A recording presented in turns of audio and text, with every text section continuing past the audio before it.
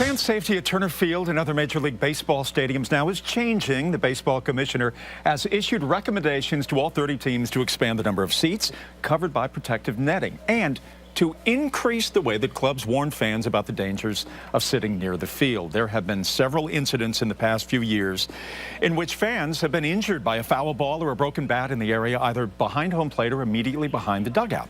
This also brings up the thorny legal issues, and with me right now, David Krugler, a partner in the Atlanta law firm of Cash, Krugler, Fredericks. You've represented victims in personal injury cases. Let's start with a basic question. It is, what is the liability against Major League Baseball or a team if a fan is injured? So it depends on the state that you're in. In the state of Georgia, the general rule is that those responsible for the stadium have an obligation to exercise reasonable care. And that means taking steps necessary to make sure that fans are protected from foreseeable risks of harm. Now, tonight the Braves tell us they will comply with some recommendations. They will adjust the height of its current outer wing netting from 10 feet in height to 35 feet. That's the same height as the netting directly behind home plate. Aren't those signs enough? I mean, the ones that warn fans of the dangers and then tell them the need to pay attention, even though they post these signs, that does not absolve them in case a fan is hurt, correct? In the sense of the law. That's absolutely correct. Those signs that may be posted around the stadium or even the fine print on the back of the tickets almost are never enforceable. It is generally held that those are against public policy, and there's a lot of reasons for that. Number one, most fans aren't aware of it, and they're not necessarily agreeing to those types of terms.